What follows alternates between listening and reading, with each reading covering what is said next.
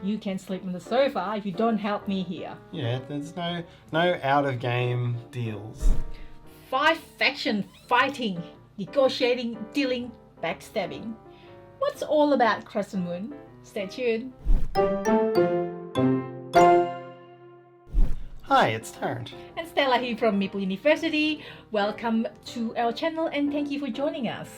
Today we are going to talk about Crescent Moon. So it's an overview and followed by review of this new game that is made by, or published by Osprey Games, but actually designed by Steve Mathers. And Steve Mathers is in our gaming group in Melbourne. Yep, Melbourne-based designer. This is a game that we have seen this come up through the development. We've seen a lot of the early play testing, and this is the finished version. We played the early version of it a few years ago. Yes, and we are going to give you an overview and what's so different about it. And I don't know, when I heard about Crescent Moon, I immediately thought, oh, like 5 different factions, different way of, gaining victory points. Is it like Root? So let's delve in. Yes, so Crescent Moon is an asymmetrical war and diplomacy type of game. It is a 4 or 5 player game, so you're not going to buy this one to play with your partner. It does fall apart if you don't have that many players. So it's specifically a 4 or 5 player game. Yeah. If we look down on the board here, we've got a little map. There's only 16 tiles here, or 14 if you're 13 if you're playing with 4 players. And there are 5 different factions, and it's all about over 3 or 4 rounds of play. Each round has 4 actions, and you're going to try to get as many victory points as you can. And each player gains victory points in a completely different way. Without looking at the individual factions first, I'll just sort of show you the board here. You've got different sorts of terrain, so there's fertile terrain, there's some quarries, there's a holy site out here, which is generally worth points. And there are 2 means of area control out here. There's military area control, which means your forces are in an area and control it. You can tax it, or you can get money out of it if it is a valuable hex when you control it militarily. And military control comes from having your units. It comes from having mercenaries with this camel on them, which are units that you've hired. Or it comes from having your fortresses or castles. So those are all military pieces. Completely separate to the military control, there is also influence control, represented by this hexagon here. And whoever has influence over an area has won the hearts and minds of whoever lives there, but doesn't actually control it. And so you get different benefits by having an influence over an area, but fundamentally areas can be have influence control and military control by different players. And so you'll see this two-tone part of game come into play. The sorts of things that you can do, you can gain your own military units if you're a faction that has them. You can hire mercenaries. Anyone can hire a mercenary. It's represented by the camel side. If you're a faction that has none of its own, you can hire those mercenaries. So it's going to take you a lot more money and effort to get these guys, but they can move around and do military control. You can spend money to construct buildings, which are your fortresses and your castles and these towns, which I'll come back to in a minute. Towns and cities can be built as well. So that's a big use for money. And then you can try to take over areas. So you can launch assaults, and that will trigger a battle. When you go into a battle, it's an attritional sort of battle. So players there are cards that you can purchase into your hand, and you can play them in the battle. And then you'll have an attritional sort of battle where everyone will lose at least half of who goes into the battle, generally speaking, and then whoever's left can take over.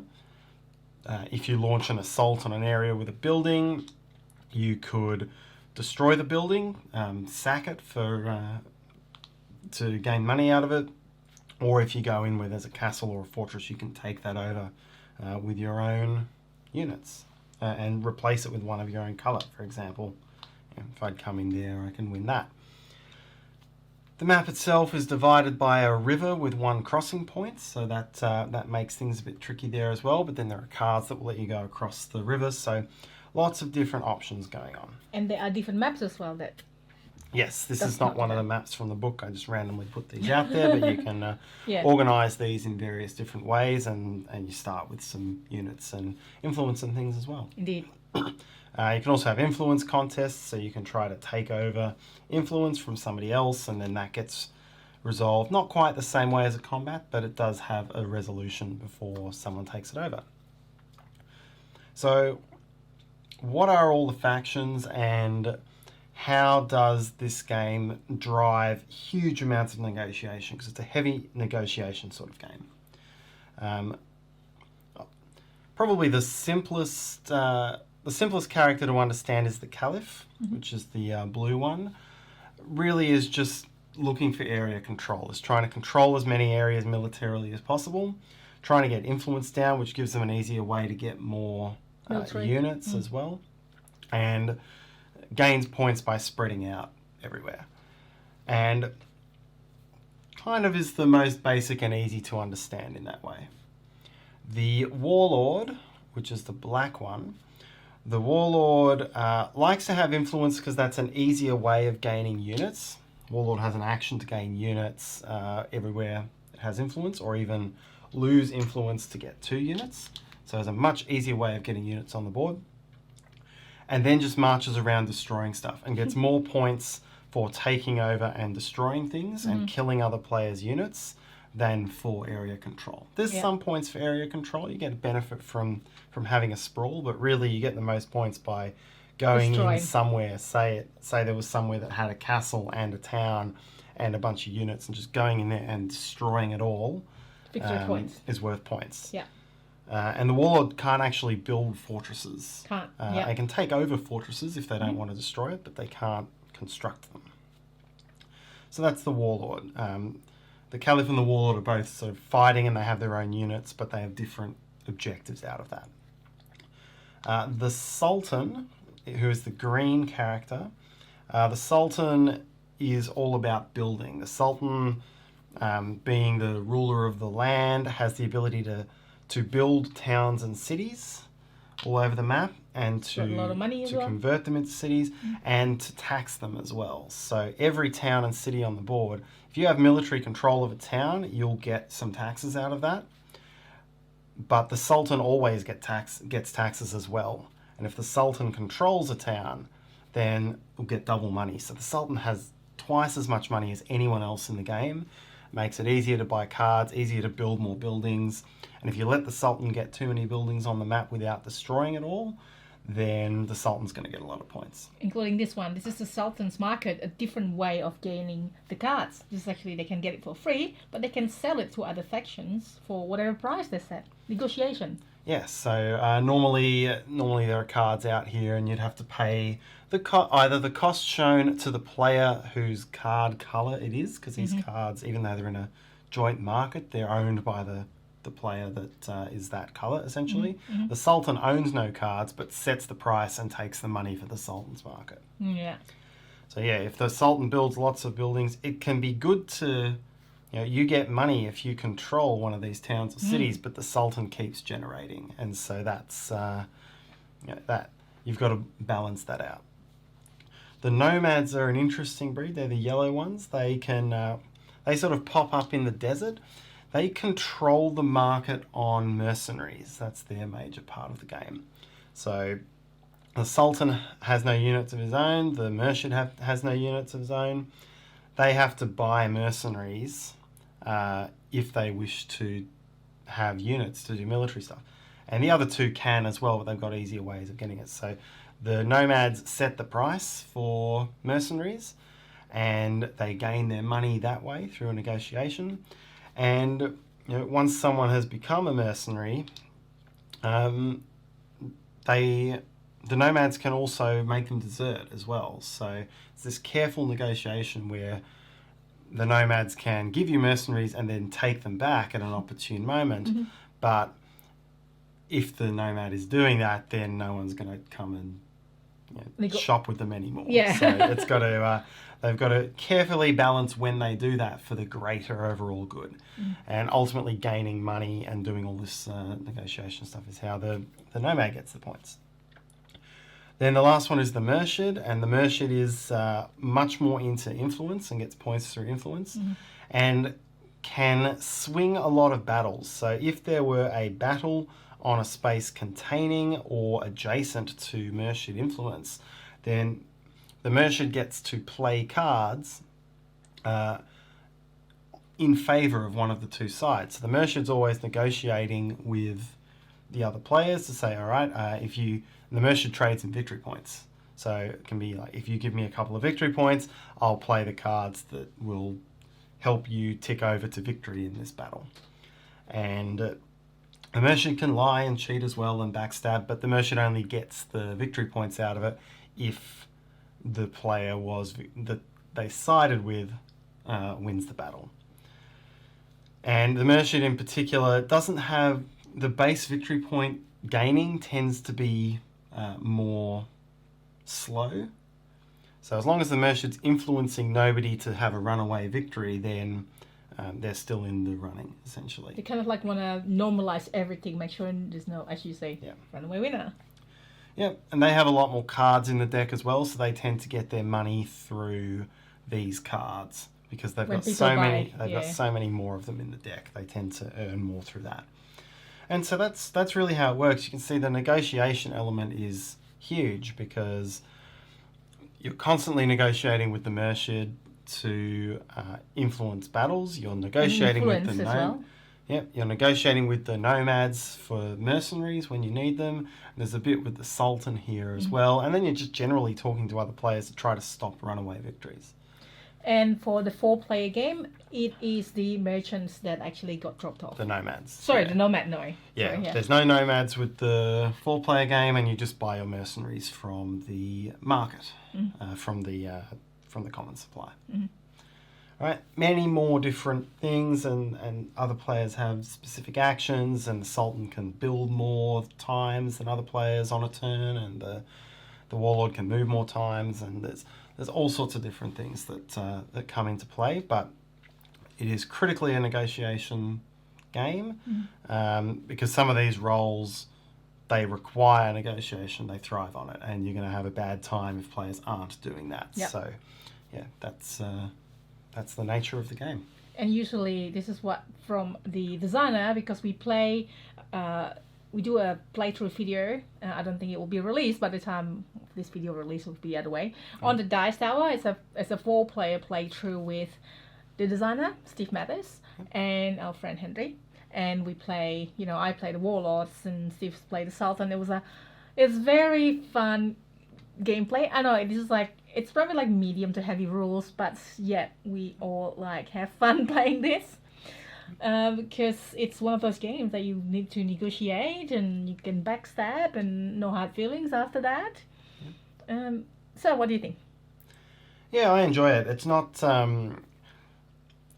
instinctively the sort of game I'll generally try to play, but it's got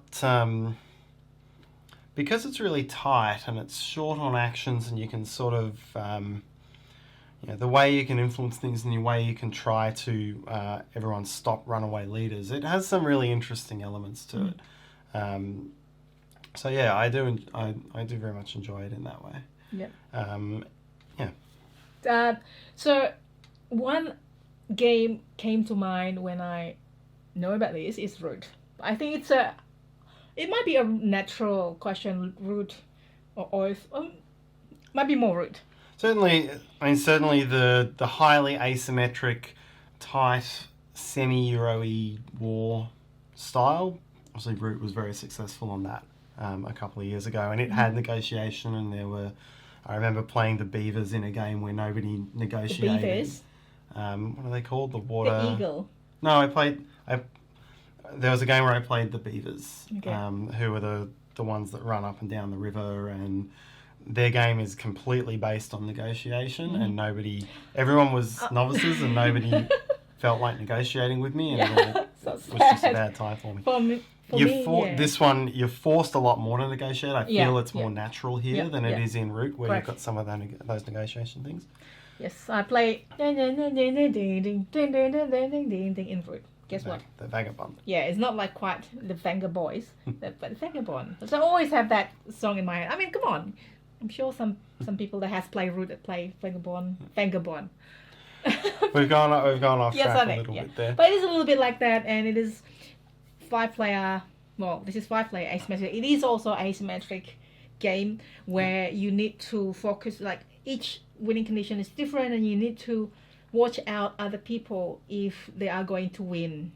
Otherwise, you can't really sort of like strategize, try to block them. But you need to know how they win to block them, I think. Yes, for sure. I think if you're comparing degree of asymmetry, because Root I think is probably about 60-40, maybe 70-30, somewhere between that in terms of 30 to 40% the same actions, and then the rest is asymmetrical. This one is probably closer to 60-40 the other way, I think. So I think it's 60%,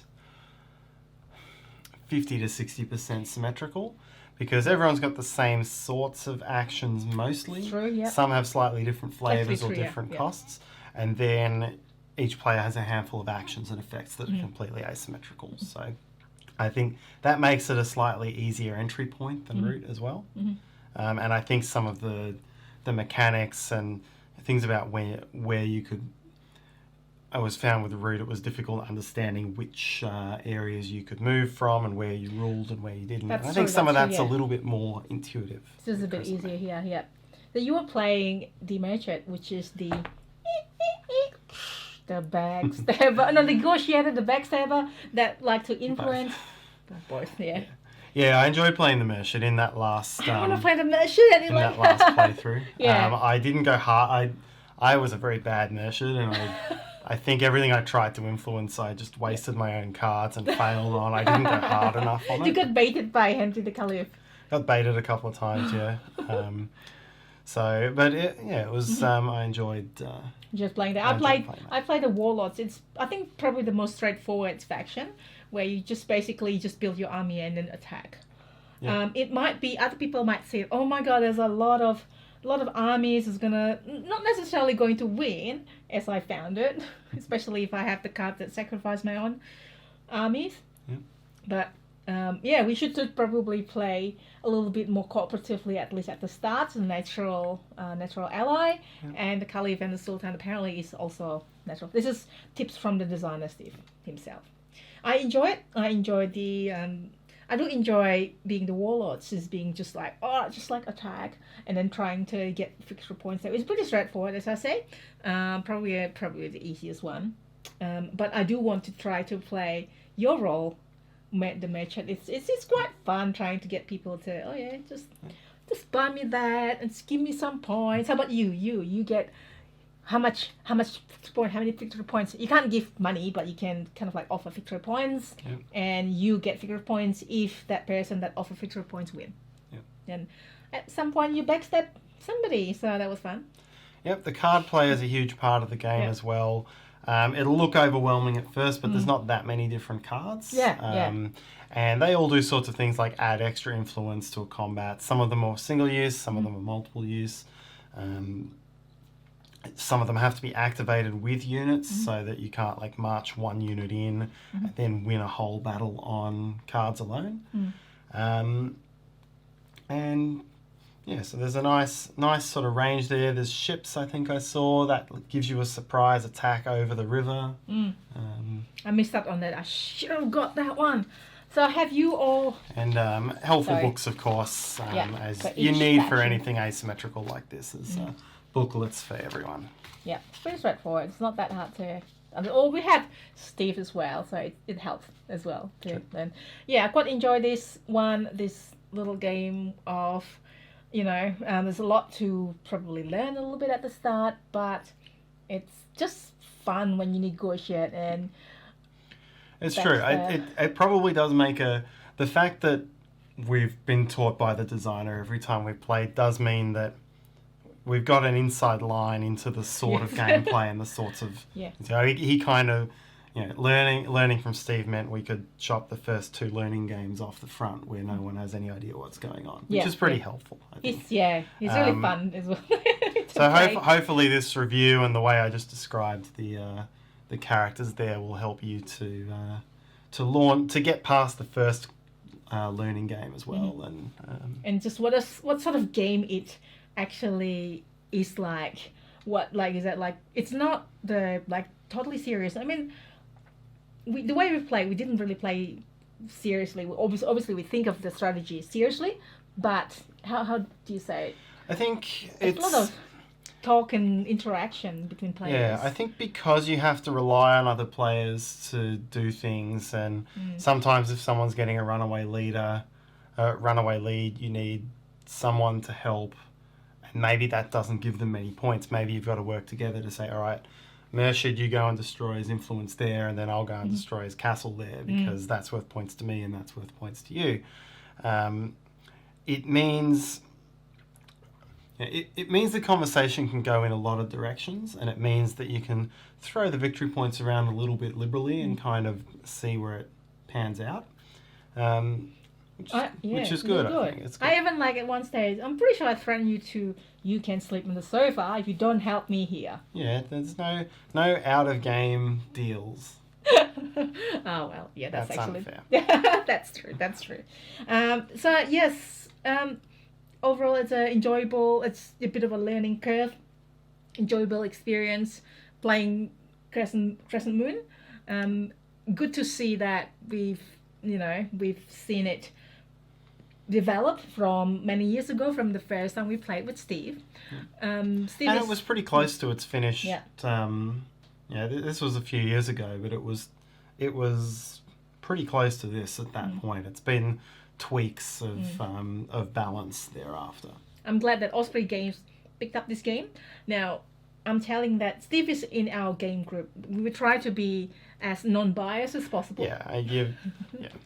We've explained the game there. We do enjoy it. We have had fun with it, but we do know the designer. Disclaimer. And if you want to take that with a pinch of salt, that's fine by us as well. Yes. So have you played Root? Do you enjoy games like Root? I think, although you explain how similar or how different from Root is, it might actually be attractive game for people who like games like that, I think. It's certainly. I mean, there's definitely a lot of overlap in the mechanisms and the style of games. So, if you like one, you should like the other, no doubt. And I think Root was actually published. That's before Steve has the game, so the game is already out there, and he's got the idea already before. Yeah, Root came out halfway during the development of this. Yeah. So it's not like they like Root. No, it's not. It's like it's different, completely already existed before. Anything else, Tarrant? No, I think that. That covers it all for me as well. I got these nice little. I think I showed these before. The little Crescent Moon points. Yeah, you can just hide. Scoring things can as well. Hide your victory points. Yep, semi-hidden because you always announce them, but then then hide them towards the end. And cute little pieces as well. Yeah, some nice little pieces. I forgot to bring a city out. Let me grab a city. Yeah. In the meantime, while you bring a city out, I love this box. I do love the artwork, and Steve was impressed about the artwork as well. Yeah, it's a really nice, really nice image here. Really nice image with, just a bit of a gloss. What is UV? Not even UV. Embossed. The emboss thing. Embossed gold. Yeah, well done, Osprey Games and Steve. So this one is the advanced copy that we have here. Let us know, what do you think of it? Have you heard of it? You might have already tested Crescent Moon as well. Let us know what you think. Yep. If you've been around the Melbourne playtesting circuit, I'm sure you've played a game once. Yeah, it was in PAX Australia as well at some point. And that's it, Tarrant, I guess. Yeah. Just, a lot of way to play it, a lot of replayabilities here, because each player will bring different strategy, different cards, different faction that you can play. Yeah. Different maps in particular as well. That's true, yeah. Because, I mean, each faction is instinctively going to play a similar way. Which is the other thing about this sort of game, I guess. If you didn't negotiate, if there were no negotiation and no map variability, you would do the same thing every time. Okay. So the fact that you've always got the same flavour of what you're going to do, but you can respond to a new map and what other players are doing, that's what gives it the replayability. There you go. He said it. And thank you so much, everybody, for joining us and watching this review. Hopefully you enjoy that. And if you do, or if you want to help us, we'll be really grateful if you can. How do you know that? You I've joined. heard the script. There's no script. Hit that like button for us and subscribe if you haven't already done so. I'm also on Instagram, so find me there. We do a lot of fun videos as well, like live playthrough on the weekends, playthrough, how to play in Meeple University and the Dice Tower. And hopefully we will see you again next time. As usual, if any comments, right below, and I'm happy to reply back to you. That's it. See you next time. Hi everyone.